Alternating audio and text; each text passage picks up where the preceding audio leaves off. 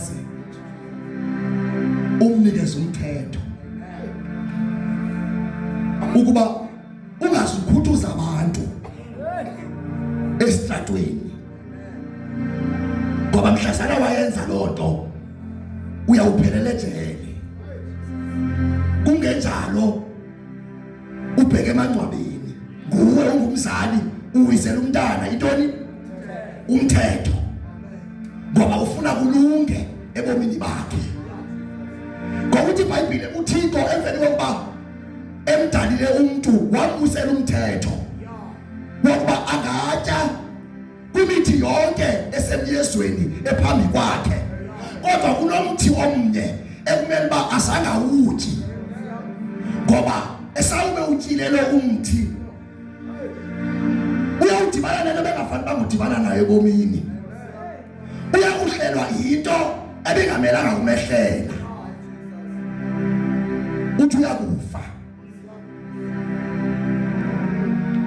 Haleluya.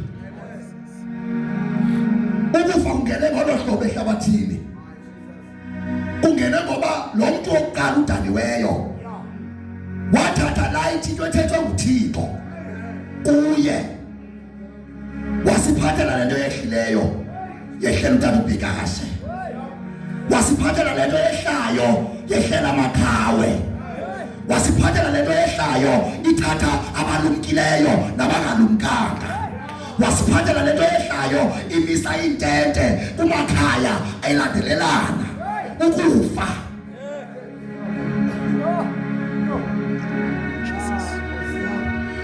Ukufa akuyentando kaThixo.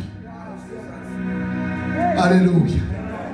Kodwa kwazalwa kungathobeki umthetho kaThixo ngumuntu owabekwe emyezweni kuqala. Haleluya.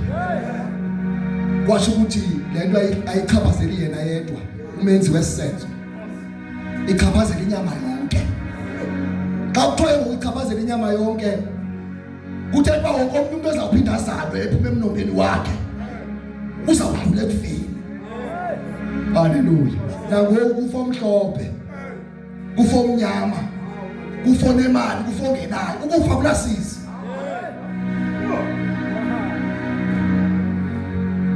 Haleluya. Haleluya.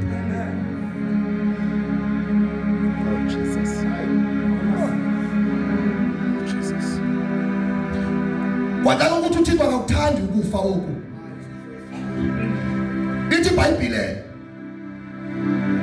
uThixo kuye wabuya wakhathala wabona uba aba bantu babhubhayo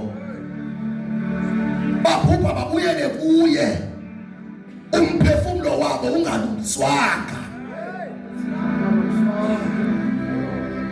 Haleluya. Babhubha babuyele kuye engekatshintshi kula nature yalamuntu wabasisela ukufa. Haleluya. Haleluya. Sonke bangcwele uqala kuluthethayo bethi Mike siseza kufa. Amen. Ngenye imini kuzawukwenza memorial service for mina.